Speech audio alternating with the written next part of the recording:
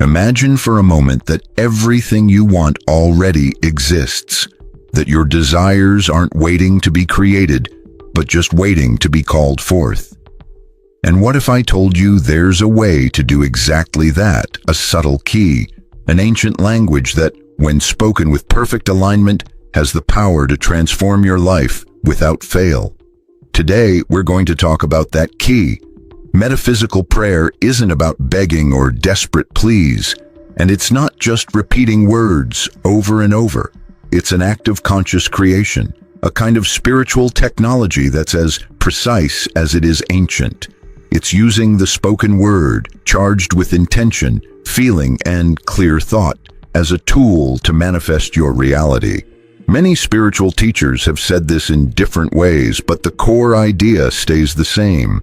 Everything you ask for, when it comes from total inner alignment, shows up without fail. Because it's not about asking, it's about knowing, feeling, and vibrating at that level. We live in a reality that responds not to what we say with our mouths, but to what we declare with our whole being. That's why so many people pray and get no results, or want something but never see it happen. The problem isn't the prayer itself. It's how the prayer is done. Just saying words isn't enough. It's like shooting an arrow without pulling back the bowstring. It lacks power and direction. This video is a guide, a wake-up call. We're going to break down the myths about prayer, explore how it really works beneath the surface, understand its vibrational nature, and see why praying from the fulfilled state, the end result, can bring any reality into being. Not because it's magic, but because it lines up with how the universe works. We'll look at its ancient roots, its basis in sacred teachings, and most importantly, the exact steps you need to take so your prayer stops being a shout into the void and instead becomes a seed that grows. We're not here to beg some distant God. We're here to remember that the kingdom is inside us, and when you pray from that place, you don't ask, you declare. Get ready. What you're about to learn isn't just a technique. It's a way of living from the soul, a way of speaking from the spirit. Today, you'll see how a single prayer, spoken with true power, can move the unseen threads of your reality. For thousands of years, prayer has been the bridge between humans and the divine. But before it was ritual, it was vibration. Before it was words, it was intention. And before religions shaped it, it was a secret tool of the initiated, a spiritual science. In the ancient mystery schools of Egypt, Greece, and India, they taught that the universe was created through sound, not as a metaphor, but literally. The logos, the creative word, wasn't just a symbol, it was a living force, the spoken word shaping matter itself. In the papyrus of Ani, gods shaped the cosmos by speaking the secret names of things. Each word was a vibrational key, saying it was to bring it into existence. The Bible captures this perfectly. In the beginning was the Word, and the Word was with God, and the Word was God. Genesis doesn't say God imagined light or felt it into being. It says, "And God said, 'Let there be light.' And there was light." That word is the key. Naming activates. But over time, this knowledge got lost. Prayer became asking, routine reciting, blind faith. What was once spiritual alchemy turned into empty habit. What was once conscious creation became fear wrapped in devotion. We prayed to an outside God instead of activating the creative power within. It wasn't until the 20th century that this ancient wisdom started coming back. Influenced by the New Thought movement, thinkers taught that true prayer doesn't ask, it affirms. You don't pray to get something, you pray to align your vibration with what already exists in the unseen. They call this praying from the end, meaning you pray not from lack, but from fulfillment. Other metaphysical teachers agreed. The word is your magic wand, but only when it's spoken in total alignment of thought, feeling, and word. Metaphysical prayer doesn't work by repeating words, but through harmonic vibration. This isn't a new idea. It's a revival of ancient truth. Hermeticism teaches everything vibrates, and where there's vibration, there's creation. So words spoken with aligned vibration aren't just sounds, they're codes. So what sets metaphysical prayer apart? It's the awareness, the vibrational precision, and the purpose. Not to beg, but to declare what's already true on the spiritual level. It's a reaffirmation of the soul's truth above the illusion of matter. Metaphysical prayer isn't blind faith. It's vibrant faith rooted in knowing that you and the divine are one. You're not asking from outside. You're activating from within. And that's where the real magic starts. Metaphysical prayer is a soul technology. It's not just emotional outburst or worn-out repetition. It's a multidimensional alignment, a tuning of your vibrational field, so your outer world matches an already established inner reality. And that changes everything. To get how this prayer works, we need to look at its three pillars: thought, feeling, and word. Each is powerful on its own, but when they're all aligned, manifestation happens. First, thought, the sacred seed. Everything starts with a thought, but not just any thought. One charged with intention, coming from the soul's desire, not the ego's fear. In metaphysical prayer, thinking isn't just imagining. It's planting an archetypal image in your vibrational field. It's not seeing to believe. It's seeing within to create outside. But watch out if your thought is clouded by doubt or disbelief. The seed won't take root. The thought must be clear, aimed like an arrow at what you want to manifest. Otherwise, it scatters and fades. Remember, imagination backed by faith is the key to miracles. Second, emotion, the water that nourishes. A thought without emotion is dry and lifeless, like a seed dropped on rock. It needs to be watered by feeling. Here, we're not talking about emotion as just reacting, but as resonance. You have to truly feel that what you're declaring is already real, that it's already part of your energy field. This is the step most people miss. Many pray while thinking about what they want, but they vibrate in the lack of it, so their feelings contradict what their mind says. In metaphysics, this is called vibrational incoherence, and where there's incoherence, nothing manifests. Want to attract love? Feel love. Want abundance? Feel like you already have it. The right emotion is like water to a hidden plant, unseen but absolutely necessary. Third, the verb, the creative declaration. Finally, the spoken word, said with certainty. This is when the invisible starts to take shape. In metaphysical prayer, the word isn't just describing, it's creating. You don't describe how you feel, you declare what already is. This is the divine principle. God said, "Let there be light." He didn't just think it or wish it, he said it. The verb is vibrational action, a resonance that changes the field. That's why no matter how many times you repeat an affirmation, if it's not said in alignment with your thoughts and feelings, it's just empty noise. The word doesn't work like an external magic spell.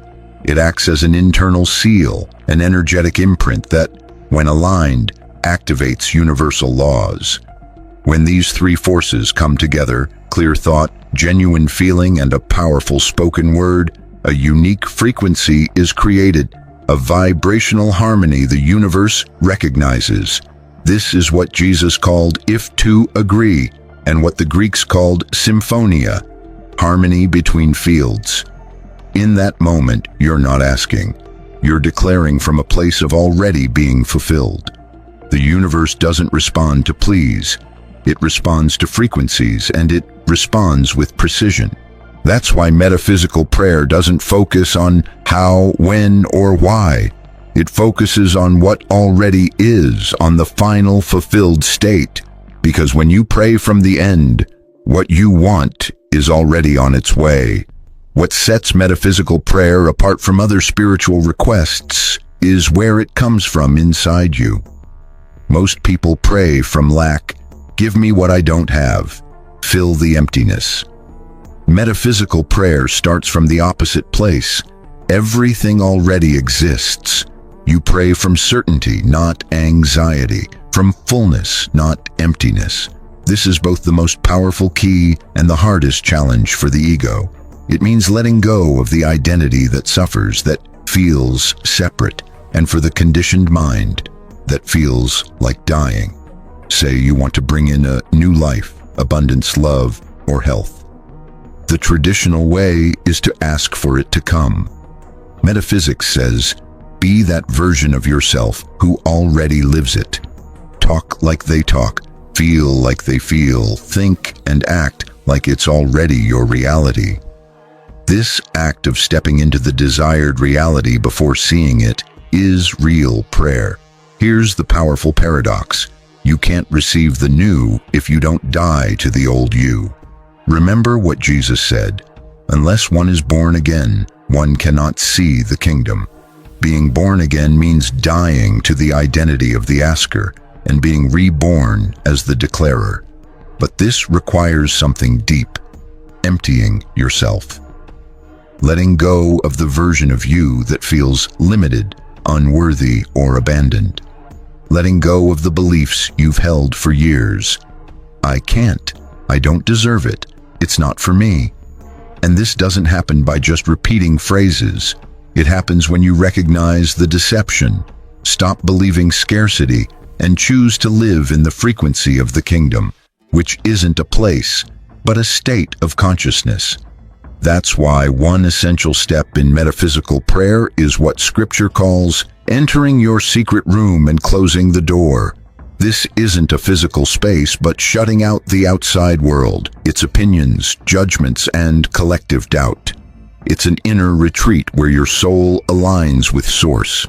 It's a secret sanctuary with no distractions, just you, your vision, and the creative power. And in that silence, something subtle but irreversible happens. You become the channel, not the controller. You stop forcing reality and let what resonates with you come near. This isn't passivity, it's mastery of vibration. There's a common trap: mindless repetition. Many think that saying an affirmation hundreds of times will bring change. But metaphysics is clear. One affirmation said from the right vibration has more power than 1,000 said out of fear or desperation. It's not about quantity, it's about alignment. Metaphysical prayer isn't about the words as magic. It's about the state of the person praying. The real channel isn't the mouth, but the energy behind it. So before you pray, ask yourself, am I praying from the part of me that wants change, or from the part that already lives it? Am I asking for something, or acknowledging what's already mine by divine right?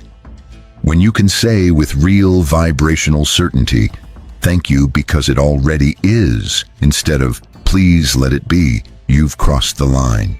You stop pleading with the universe and start co-creating with it. And in that moment, the prayer is already answered. You don't need to kneel to pray. You don't need fancy words, incense, or altars. What you need is something deeper, more honest. A life that's itself a constant prayer, lived from certainty, not waiting, from creation, not reaction.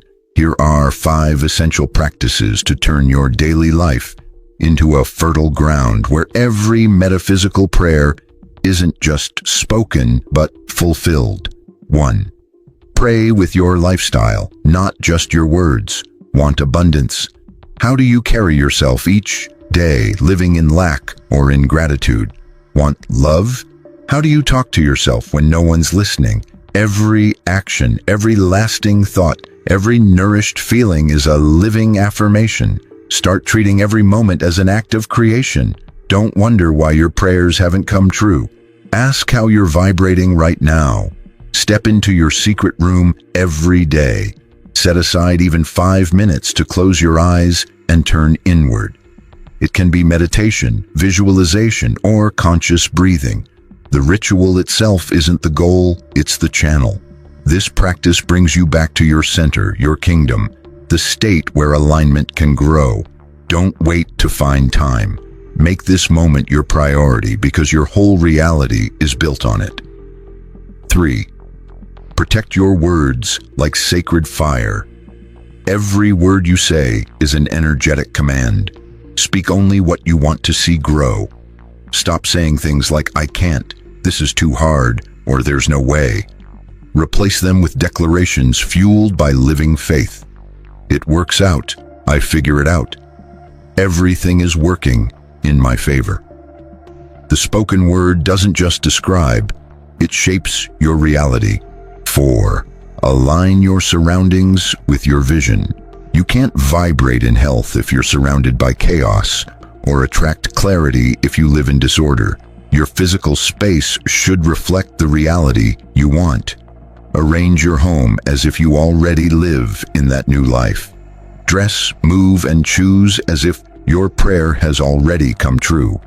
These symbolic acts build a resonance with the fulfilled state. 5. Let go of urgency. Time is an illusion, and anxious wanting pushes manifestation away. Urgency comes from a lack of faith. Remember, if it were already real, you wouldn't be impatient, you'd be calm. That calmness, that natural ease, is the vibration that draws things in. Pray, give thanks, and release, like planting a seed, knowing it will sprout in its own time, even if you don't see anything yet. Finally, understand this. You don't need the universe to grant you anything. You just need to tune into what's already yours on a higher level. And that happens not by force, but by alignment. Your job isn't to convince God, it's to remember who you are. And when you change, everything changes. At this point, it's no longer about just words, it's about identity. Metaphysical prayer isn't a technique, it's a way of life. It's choosing to live as a creator, not a victim. It's moving from waiting for miracles to becoming the living channel through which those miracles flow.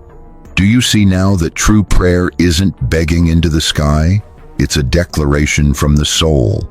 It doesn't say, "Please make it happen," but "Thank you because it already is." In that subtle shift lies the greatest spiritual secret. The universe responds not to what you want, but to what you already accept within yourself. We've explored how thought starts the process, how emotion brings it to life, and how the spoken word seals it. How every prayer is a vibrational pattern that, when rooted in deep alignment, shifts the field of possibility. We also saw the biggest mistake isn't wanting. It's wanting from fear, lack, or disconnection. And the biggest block to your prayer coming true isn't outside you, it's the frequency you're speaking from. Can you call in peace if you pray with anxiety? Can you bring in abundance if you declare from fear? No, because the word isn't just heard, it's felt, and vibration never lies. That's why metaphysical prayer takes courage. It asks you to be today the version of yourself you haven't seen yet, but that already exists unseen. It asks you to hold that certainty when everything outside seems to deny it. It asks you to live as if you already are what's still forming. And that's not illusion, it's spiritual faithfulness. The power of this prayer is in the inner state it comes from. Once you enter that secret room, that place where all is already fulfilled, you stop begging for answers and start giving sacred commands. Your word stops being a request and becomes a powerful vibration that shifts unseen structures. So here's the final truth. Everything is fulfilled when you pray as someone who's already received. It's not magic, it's law. A law as old as time, yet as forgotten as our own divinity. I invite you to try it, not by blind faith, but by direct experience. Take a genuine desire, close your eyes, feel it as already done, say it aloud, give thanks, and then let go. Don't obsess about how or when. Your job is to vibrate. everything else falls into place. Because when you pray from the soul, reality has no choice. Thanks for staying with me till the end. If this message resonated with you, please subscribe and share. And remember, your word becomes law when it's born from your true self.